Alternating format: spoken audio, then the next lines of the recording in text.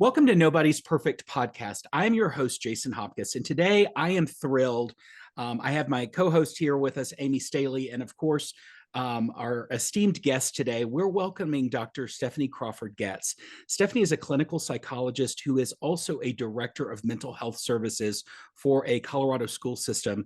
And as we were looking at guests to really tee up the Nobody's Perfect podcast, Stephanie was at the top of our list in really helping parents navigate, the school system. And if your kid is struggling or having challenges, how do you figure out where to go next and how to rely on your school for support? And I'm hopeful that we're going to have a fruitful conversation here today, really around just that and how we begin to shape these conversations and recognizing that we are not alone and that there is support available.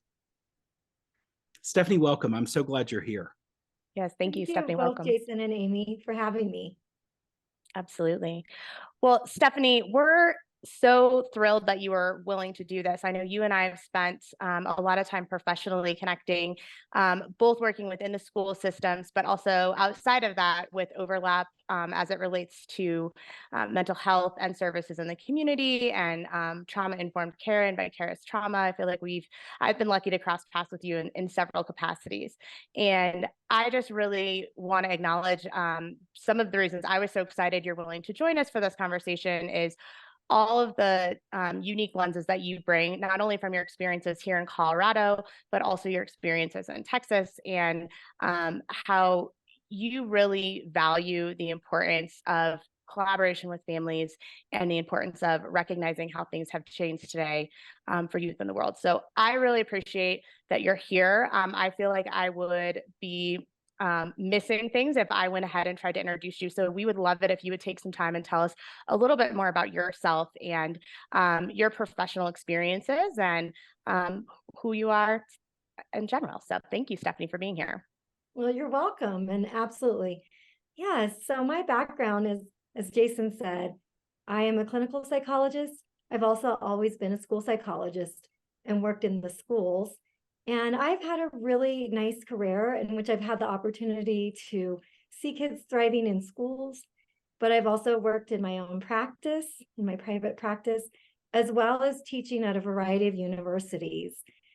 Everything from Psychology 101 to graduate courses for how to do counseling with students and evaluate students, as well as just overall how we can best work with parents and the community. So that's a little bit about my background and where I come from. And it's been nice to take my experiences from all these different systems to figure out best how we support youth and their families as they navigate with both education and their mental health. I love that. And, really feel like you have your finger on the pulse, especially from the school side and as a parent, really bringing this kind of, the inspiration for this was to have relational conversations that would hopefully spark other conversations among youth and their families. And I know as we were preparing for this call, you had mentioned kind of what you hope to get out of this and really solidify, for any parent listening, how important and valuable and necessary parent involvement is when we start talking about these conversations that are affecting our kids.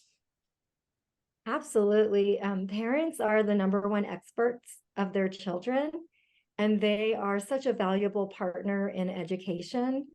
And we know that when parents are very engaged and feel empowered to be able to participate actively with schools, that their kids do better. They achieve better academically, they do better socially, and they have better emotional health as well. I think that's so important to recognize because I think a lot of parents feel like I send my kid off into the world every day, and then there are these people that I may not have the same connection that they do with that are helping raise our kids. And really in recognizing the value and the importance of it, of what happens at home is really only built upon at school and vice versa. If a parent's listening, just kind of to level set what we're talking about here, and they're feeling maybe disconnected from what's happening in those 8 hours that their kids away from home, how can we start to create some symbiosis between these systems and support one another, whether I'm a parent or whether I'm an educator, in ensuring that my kid's on the right path to becoming a healthy adult? I'm glad you asked that, because schools can be somewhat mysterious. We have our memories of when we were in school and what happened. And then you kind of move on into adulthood and you forget a little bit about what might be happening and how that's going.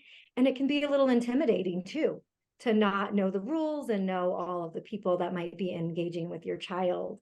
And so I think the best thing that parents can do is know that schools are very open to the parent communicating with them, coming and volunteering, and making sure that whenever they have a concern, that they bring that to the schools. As you said, I'm both a professional and a parent of an elementary child. And I will tell you, the most important thing that my husband and I do at the beginning of every school year is go to meet the teacher night and really take that opportunity to let the teacher know who we are, who our son is.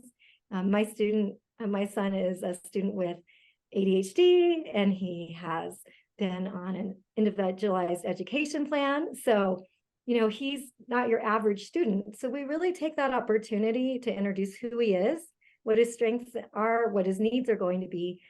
But the one important thing we let that teacher know is, let's have open communication.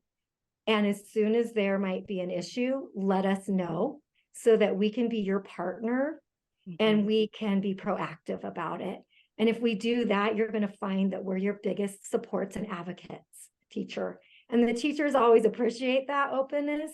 And we find then that extends to them communicating with us via emails or another communication system in the school. And we can be proactive. Love that. And I really appreciate that, because I think not only are you bringing in kind of your recommendations and thoughts from your professional side, but also sharing what has worked well for you as a parent. And, one of the things that comes up for me as somebody who has worked in the school system is some parents also have concerns of, if I share this, what's going to happen? Or potentially some ideas that the school might be able to provide more, and they're expecting more. So can you talk us through a little bit, when a parent shares pieces of information about their kid, every school is different, right? Like, I know you can't speak to every situation, every school, but can you talk to us broadly from your experience, what somebody might expect, or what it might look like, and how a school might respond if a parent is bringing up something to the school? Absolutely. The more that a school knows, or as a school professional, the more that we know, the better we can support a parent's child. So the better we can support your child. And the less we know, then it's harder. And we're just going to get to know the child solely on what they present in the classroom. And so when a parent will share, hey, my child has this diagnosis, my child takes medication, my child is going to be so great at helping you, and they're very social, but they might bounce around in their seat a lot, or they might have trouble if you give them a bunch of directions at one time. The more that a teacher and educators know, then the better they can support children and make sure that they're learning, and they can really look at each child and meet each child where they're at. And I know there's sometimes fear and stigma. Well, I don't want schools to know my personal business. And what if they treat my child differently because of that? And I think that's a stigma and a myth that we need to dispel, because when you get into education, it's because you really enjoy teaching and you really enjoy being with kids, and you have a really big heart that you want to share with others. And so you're going to find the teacher's going to appreciate that. And then you've let them know that they can feel comfortable sharing and being vulnerable with you too, on if they are having a concern. And so I think that's really important for parents to know, is we do better when we know more. We don't have to know all the details of what goes on in your personal lives, but key things that will help us work with your child are just really beneficial. So it really sounds like a pro-advocacy approach for kids, in really equipping teachers with the information to know about your specific child. And you mentioned those words a minute ago, fear and stigma, which nobody wants to make themselves vulnerable necessarily. But the thing I'm going to go back to, you said, prior to this question and talking about how different the world is today versus when we went to school, like I think there's a big part of that shift in recognizing that the world is different today. How do we help bring parents into the differentness of the world compared to when we went to school that really shapes the importance and value in having these vulnerable conversations that are going to support our kids? Yeah, now we know so much more about children's development and their needs. And schools have come a long way in taking in all kids and being able to support them no matter what they bring. So whether they are having academic struggles, behavioral and emotional struggles, maybe there are things going on in their communities that's impacting school. And so schools are really this very welcoming place that are almost the second home and family away from home.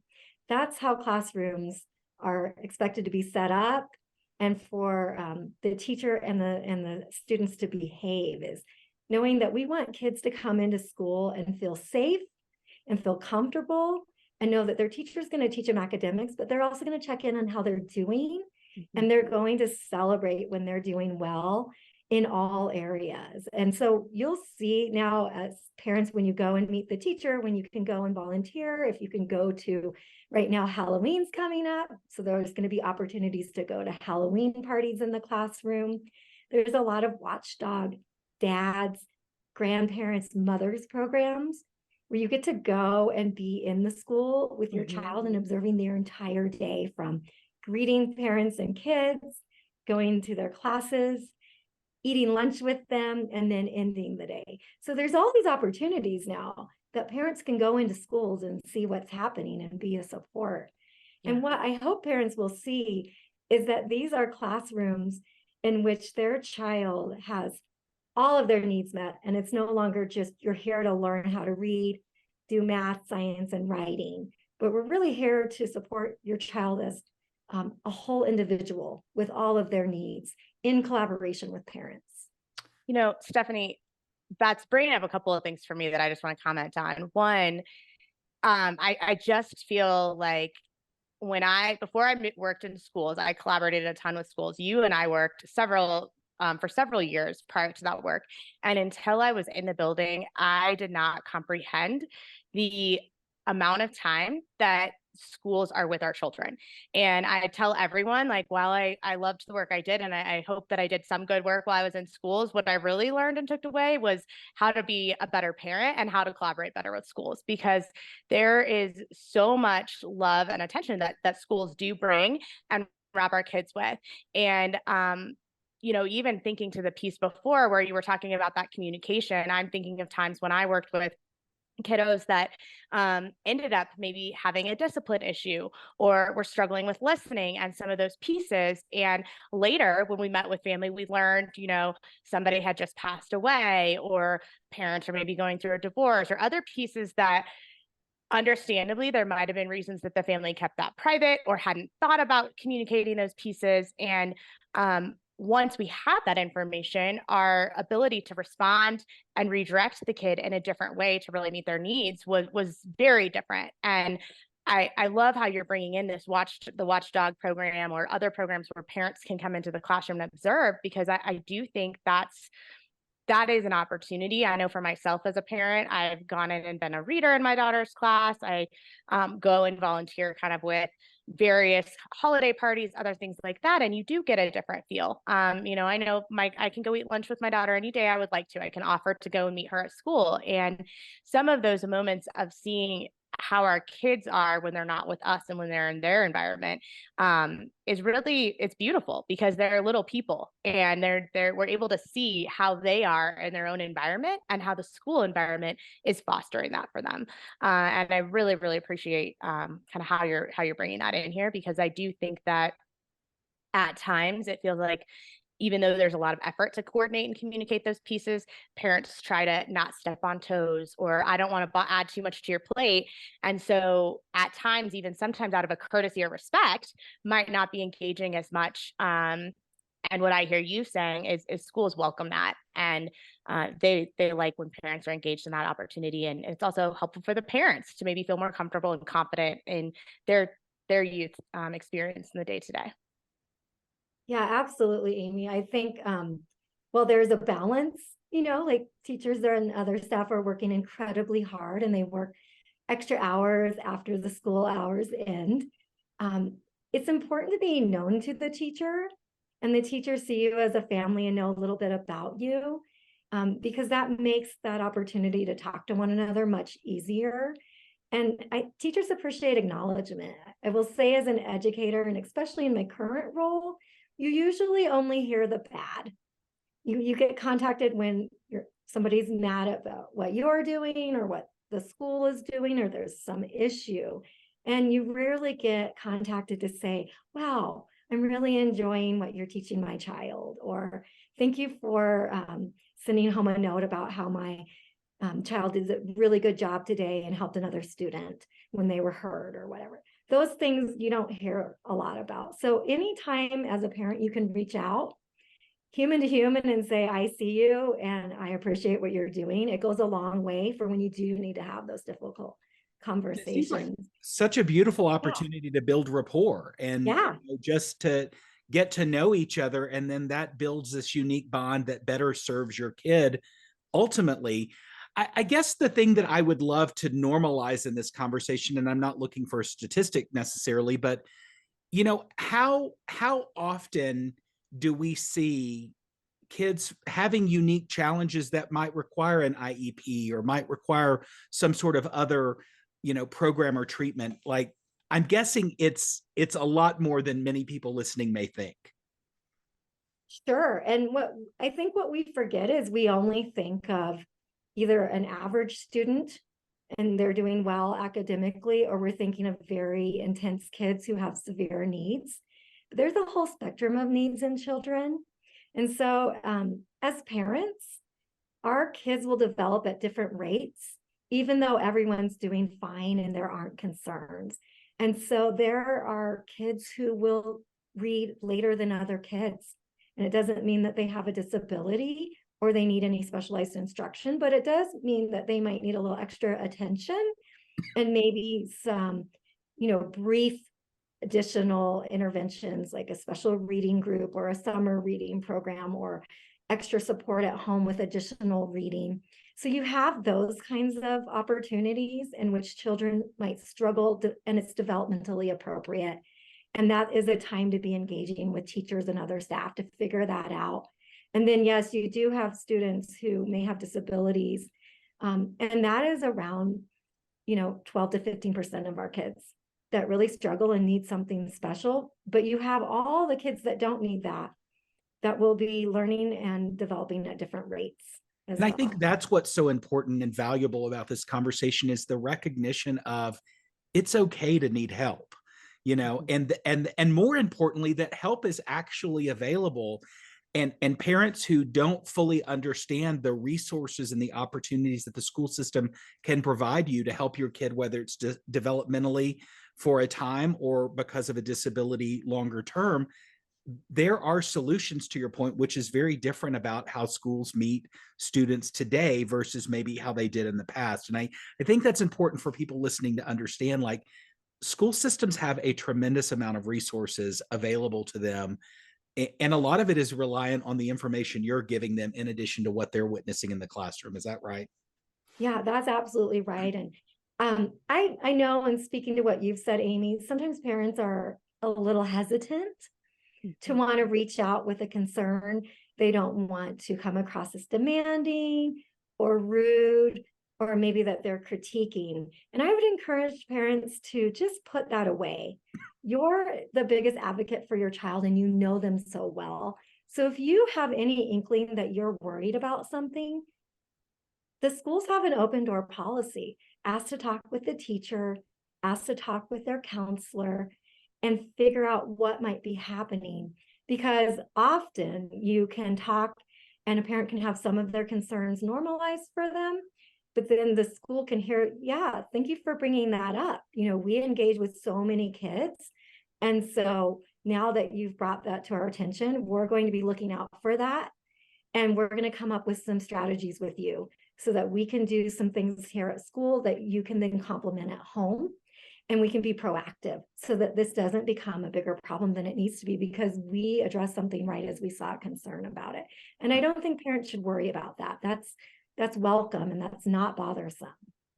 Well, and I think that is in alignment with some conversations we've had on other episodes of how at times also parents might not know what to say or how to respond to their kid, or when is this a concern or when is it not a concern. And what I really hear you saying is, let's have that open door policy, and it's okay for you to not know. We're not expecting you to come to the school and have an answer. We're expecting to maybe, how can we coordinate and collaborate and come up with what's going on for your child, or what can we do to support your student to feel more successful or their best selves here at school. And I think that's a really important message, because I think there's some pieces here that we've seen as themes that it does feel hard when we don't know what to do or where to go. And what I hear you saying is school can be a starting point for sure. You know, something that's coming up for me as we're having these conversations is thinking of middle school and high school, and when there's a lot of different teachers involved and there's a lot of different touch points with for our youth, and who to go to in the school. Or as a parent, how do you navigate that? Because I loved what you shared and kind of how you and your husband approached that with back to school night in an elementary school setting. But do you have any thoughts or feedback for folks as we think of students that are in middle school and high school and parent communication? Yeah, absolutely. Well, there are also opportunities for every time a student transitions to be able to tour that school in advance. So there's opportunities for the child to go tour, for the parents, or for them to do that together. And I would recommend taking advantage of those opportunities, because that's when you can ask all your burning questions. And as parents where your child's about to go into middle school or high school, that can be a little scary of, wow, what's going to happen in this bigger environment with all these extra people? And so that's when you can ask all the questions you have. And I recommend parents just write them down and get prepared for that. And kids as well, about what are they worried about, so that that can happen during that time, because that's what the school staff are prepared to answer and show off their school and all the things they're going to do to make sure that it's a good transition. But then I would also recommend, again, not being afraid to take up some time of staff and say, I really like to have a meeting prior to the start of school with my child's team. So in middle and high school, there's often a pod that students are assigned to. So it's the teachers that, I can get them all together. They work together with the same students, my child being one of those.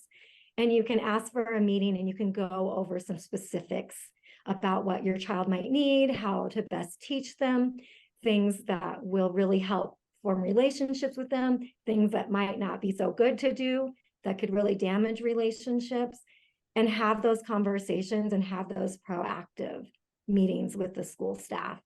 That's our right as parents, and we need to do more of that. And teachers like that, because when they don't know, then they figure it out on their own and they do the best they can with the limited information that they have. So that brings up an important point. Like, we've talked a lot about what the schools can do. Like, let's get into a little bit, what are the limitations that schools have that parents might have an expectation that a school's going to meet, and just really is not how schools are designed to work? Sure. Well, schools have a lot of latitude actually to get creative. Okay. But sure, I mean, we do have truancy law that we have to follow. So, if a parent had wanted a really interesting schedule or a shortened school year, that would be something that would have to be navigated, because there's very specific special reasons, special programming that you wouldn't be able to just do for any student. So we have expectations of, we need to have our students in school so many days and hours for the school year in order to provide them a good education. There's also some limitations as far as schedules and what classes kids are in, and being able to select the classes and teachers you want. Right. Schools are big. They're trying to accommodate a lot of students. and the staff that are putting together each individual student's schedule put a lot of thought and time in how to do that best to meet everybody's needs. So there may be some things where parents might be frustrated because they wanted something at a certain time of day and it couldn't happen, or they didn't want this class, they wanted this class, or they heard this teacher, was the best and they didn't get that teacher. That those might be some limitations that a parent needs to be realistic about. Right. But I will say there's a lot of flexibility. There's also, like, obviously curriculum expectations. If a parent wanted some kind of change in that, we have to make sure that students are learning the academic standards for each of their grade levels before they move on to the next grade level. So we have some key things of being in school, just the logistics of big schools and lots of kids, as well as making sure that they're learning what they need to be learning for their grade and age. Those are the big three that, aren't very negotiable. Right. And thank you for clarifying that, because I think that's Yeah, you're welcome. Stephanie, could I add to that something from my perspective that I think of with as it relates to mental health, and then maybe you can talk about that, because I appreciate where you're going as far as academics and engagement within the school. I do also think one thing that I know was a learning curve for me when I transitioned into schools is a lot of the mental health support is going to be responsive to that student's need in the moment. But as far as ongoing services, so people can engage and build an ongoing relationship with a school counselor or school social worker or school psychologist, depending on what that looks like. But typically, the focus of that is how to best support you and your emotional well-being to be successful in school. So if there are therapeutic needs outside of schools, typically schools have relationships with mental health organizations or community mental health organizations where they make referrals or they partner with those pieces. Obviously, they're going to be responsive to immediate safety needs as it relates to mental health. But am I summarizing that somewhat accurately, or would you add anything else in regards to if there are limitations from your perspective as a school psychologist from a mental health lens? Yeah, I think, Amy, that you captured that beautifully. As far as mental health providers in schools, our job is to help students be able to access their education and be available for learning and succeed at school. And so if a parent were to come with a concern in which, maybe we're going through divorce or we had a loss in the family, we can absolutely make referrals. There are a lot of really wonderful community mental health providers and agencies to be able to help connect families to resources. You're absolutely right. Or if a student were struggling with some concern and it's not impacting them at school and there's not really a curriculum that addresses that at school, again, we would want to connect the student and their family to those community resources. So we are not clinical providers in a school. We're not doing clinical therapy work in schools. Our role as mental health providers in schools is really about making sure students can be successful educationally. Well, and you bring up a really important point, and I think the then versus now part of this conversation is really the inspiration point for Nobody's Perfect to begin with, in recognizing that these needs have continued to progress and escalate. Tell us from your professional lens, as kind of being an academic professional over the course of your career, have things changed drastically over the years that you've been doing this as far as students' needs for mental health support or services? I think they have. I've seen a real change in the prevention work that schools are doing to make sure that all students are taught essential skills for well-being in the school setting and can complement what parents are teaching them about maintaining good health and wellness and mental well-being.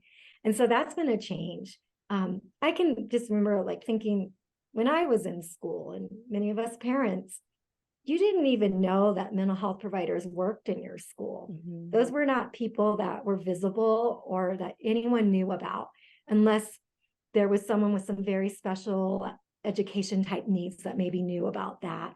And now when you look around you, there's a lot of awareness about what school counselors do, that there's school psychologists and school social workers, and that all of these individuals are available to support your child as they navigate school and if they have any kind of mental health concerns. So it's really exciting to see the visibility of mental health in schools and the knowledge again that schools should be about the whole child and not just about academics or just about physical health, but it's actually taking all of the components of being a well-rounded person and making sure schools are doing their part in helping students achieve that.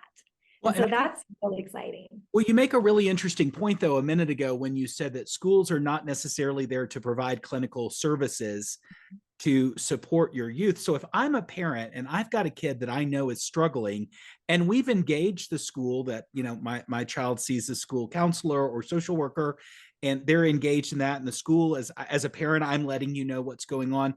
What is the point that as a parent, I might recognize that perhaps I need to find some other support for my child that extends beyond what the school can offer? Yes, I think when we're looking at, how do we work together in schools and in community, looking at where is the child struggling? If they're only struggling in school, then the school is your partner in helping your child to be more successful and figure out what is the barrier to them doing well. But if your child is struggling with their friends outside of school, if they're struggling with their extracurricular activities, or maybe they used to be involved outside of school and in sports and groups and friendships, and then you're seeing that change, that's when you know this is impacting all of my child's functioning, not just one part of it, not just at school or not just at home, but all of it. And so I need to make sure as a parent that I'm engaging all my resources. I've got the school partnered with me, but I've also got really good referral sources that I might need a therapist, and I might need some group counseling opportunities or other group activities to get my child engaged and doing well again, as well as partnering with my pediatrician. Yeah. And making sure I have all parts of my child covered and all of my partnerships coming together to wrap around my kid. Well, what you just described to us, to me, really does sound like whole health. Yeah. It's looking at the whole child and recognizing, and I think you said that so beautifully, is the problem just happening at school, or is it a broader problem that's happening throughout the course of their lives in other areas? And I think that that's usually a pretty easy place of discernment, that really just from that self-awareness of, is this a school problem or is this a whole health problem here that we need to address? I think it helps a parent be more empowered around, what do I need to do next? Well, and with that being said, I do feel like one of the things we've been discussing is parents and students are often struggling with how to talk about these things, right? Parents might be coming from well, yeah, back in my day, I didn't know X, Y, and Z. And so might either have that perspective of, okay, you're saying this was a really hard day. To me, this didn't seem that bad. Kind of let's move on. Or they might also be like, okay, I want to respond in the right way. What should I say? And almost freeze because they don't know what to say, or they have a fear of saying the wrong thing. And those are just two examples. Obviously, there's a million other things that can interfere, impact the way that youth and parents are having these conversations. But if you could share, do you have any ideas of what would a conversation starter look like? Or do you have recommendations of how you would encourage parents and or youth that might be listening to talk to their family members about what's going on for them, or for the parents to initiate and have an open conversation with their child or with their youth about this? Yeah, I think as parents, this is still tried and true. When your kid comes home from school and you ask about their day, they're like, it was fine, or we didn't do anything. So remembering to catch your child in moments that will elicit more conversations. So at dinner, in the car, while you're doing something else, that naturally allows you to just have those organic, natural conversations that don't feel so put on the spot. Because I think that's why kids freeze. They're like, oh gosh, what do you really want from me? And then really paying attention to when your kids do tell you something, to go, oh wow, I want to learn more about that. Or I think we could maybe talk with the school to get support around that. And normalizing that for your child too, and empowering them to do that. I will say, just not being afraid to have those conversations. Like, I'm really proud of my son. he is a very active guy. And he came to talk to me one time, and I really listened, and he said, I'm having trouble sitting still in class, and I don't want the teacher to be mad at me, which was big for me. Like, this is big growth. But I've been noticing like other kids have these special seats, and I think that could really help me. And I also remember like when I was in kindergarten that we used to get like breaks, and that really helped me.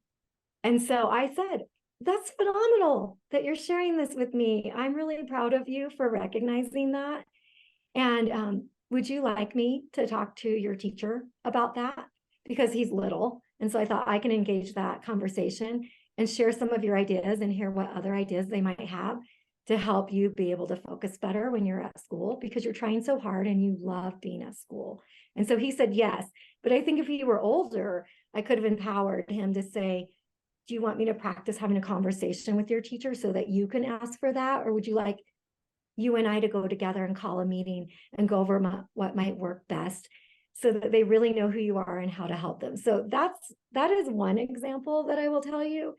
The other one, and I have so many to share being a parent myself, I had one year a teacher want to have a behavior chart for my child. I personally don't like them. I feel that they're transactional in nature, and that what really helps kids is connections and relationships. And so I was a little like taken aback by the request and not sure that my child really had any significant behavior issues. So as a parent, I had to calm myself and say, okay, at the end of the day, they're not actually like critiquing my son or me as a parent, although you feel a little bit of that judgment, right, when you hear a concern about your child. They want to do something good for my child, but that's not what I want. And be empowered that what your values are and what you know will work best for your kids, that you feel that you can go and tell this school that. So I said, I like your idea of wanting to help my child. Can we have a team meeting with you and maybe this person that is recommending this behavior plan? I'd like to hear more, and I'd like to share my ideas too. And so we did have a meeting in which I had an opportunity to very neutrally share our values of that. I think that my child is more relational and that he won't respond to this behavior plan. He'll be very smart and game the system, or he won't do well and then he'll give up. And so can we change this instead to a sheet that empowers my child, where he can self-monitor these criteria you want him to meet, and he can mark whether he's doing well or not. And then he has an opportunity to connect with you as a teacher, and you can share your perspective on how he did. And what you're really doing is forming a bond with him over how well he's going to improve. And then that relationship will change his behavior, not the points or some toy you're going to give him because of that. And so that they were very receptive, because I was able to stay calm, present what I hope to see and why that would work. And I was really worried that I was going to come across as rude or entitled or demanding, and that now they're not going to like me and my kid. And that didn't happen at all. I think they're really appreciative, and knowing like, okay, we had an idea, but we have more now, and we want to just make sure that we're helping this child. Well, and that those are beautiful examples. Thank you for sharing them. You're welcome. The thing that it inspires in me, though, is this humans having a human experience piece. And I think for anybody that's listening, that, again, the podcast is called Nobody's Perfect. And what I have observed from our research and data and studies of doing this and forming this is perfectionism is a thread that runs through all of us. And we want to show up and do it perfectly and be seen, valued, and heard in a moment, the right and perfect way. I'm not a parent, but I think if I was, the thing that I would hope there is some grace around, and maybe you guys can speak to this, is having a conversation with your kid, even if you don't do it perfectly or the right way, or you screw it up and have to go back and clean it up. Sometimes just showing up for the conversation is the most important act of bravery in having an engage with another person, whether it's your kid or an adult or whoever. And I think that there is something about us, again, normalizing the fact that these are hard conversations. Like, nobody wants to show up and talk about behavioral plans, and we have all those things running through our mind. But when you really pulled back and you said, okay, I'm going to show up with my experience and my understanding of my child and have this conversation in an open and honest way.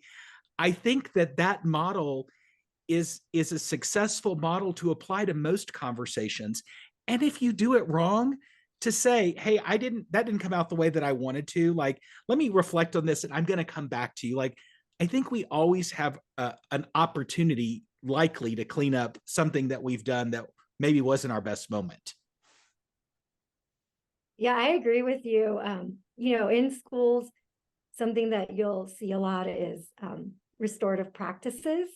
So really teaching kids that we're all going to make mistakes, and some are small and some are big, but we have an opportunity to own them.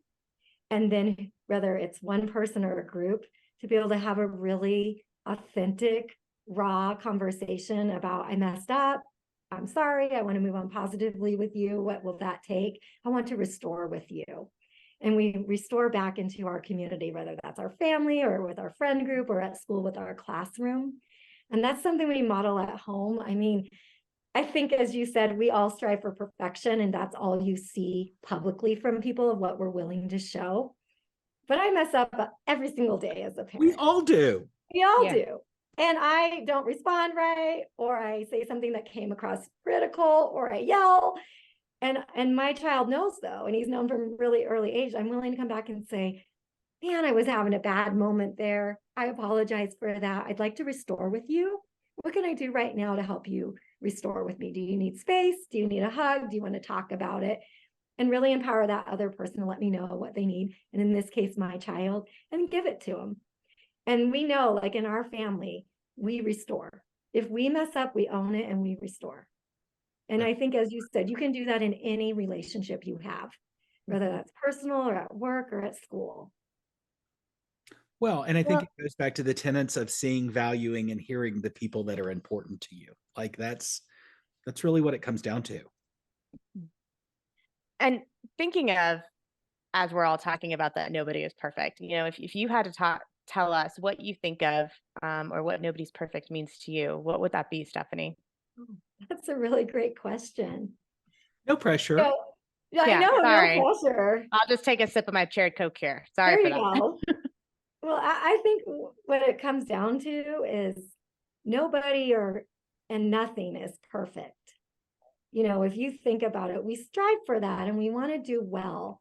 But we're human and we're flawed, and the things that we make will be a little flawed.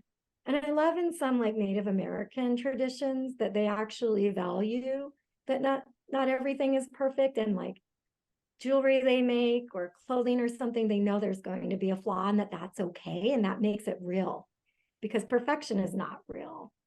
And so I think for that, nobody being perfect, I have a routine I do every day. When I wake up, I just take about 2 minutes to really reflect, like, okay, I'm alive. Today is going to be beautiful. And I'm so thankful for my friends and family and the opportunities I'm going to have today. And that's how I like to start my day. And then I always just say, and world, please give me the strength to navigate whatever that's going to be, because I know that it's not always going to be easy. And so I think that of giving ourselves grace, that if we show up every day, giving our best and being true to ourselves and others, regardless of what mistakes we make, that's what it's about, is just showing up and doing well and doing our best in whatever that is in any given moment. And that's all that's needed. And if one day it's just simply smiling at people and getting through your day, bravo to you. And if another day you're very productive in whatever your tasks were, congratulations. But just getting up and showing up it's amazing. I'm in awe every day of looking around at all the people and all the things that we need to accomplish, knowing that there's so many stressors and weights on everyone, and we're doing it. We're doing it every single day. And that's really exciting and inspiring to me. Thank you for that. I really appreciate that. And I think in conversation with, yes, very hopeful. It's hopeful. Well, and thinking of how you were discussing the communication with schools and where teachers are at, I think naming and reminding folks that teachers are human too. And teachers are going to have off days or bad days, or you might, approach a teacher to talk about something and they're on their way out the door and you felt like they were short. Remembering that we're all people, we're all humans living life outside of those pieces. And I do think that there's sometimes a lot of pressure on schools to always be kind of that on point person for your child, and remembering that modeling being human and modeling having a bad day or naming that, and circling back and saying, hey, we had a conversation the other day, it didn't feel great to me, where can we loop back to that? And you might get a completely different comment or conversation from a teacher. And so I think also that as you were discussing those pieces, I really feel like it is hopeful and it's important for us to remember that. And as we're wrapping up kind of talking about conversations and communications with schools, remembering that everyone that works in the school is a human too and has their own life, that they're navigating and experiencing. And so one interaction that might not feel great doesn't necessarily fully respect or reflect who that person is overall. Yeah, absolutely. I think we need to give grace to each other, and especially our teachers. I don't often get to go pick up my son, but occasionally I do. And I remember one day where they were late being let out of their classroom, and the teachers were griping as the teacher let them out loud enough for her to hear what's going on and why did she hold my kid, but not actually acknowledging her and having that directly. And you could see how sad she was. She'd spent her whole day caring for and teaching these children, and whatever was going on had delayed them. And so I think giving grace and modeling that. And so I went and said, hey, thank you for today, teacher. I really appreciate you. And just that changed for her. And I thought, I want her to know not all the parents feel that way about every little thing, because that's pretty minor given whatever you've accomplished today, that you were delayed today. And then modeling that for parents, like, let's have a little grace. I can't imagine being all day with kids.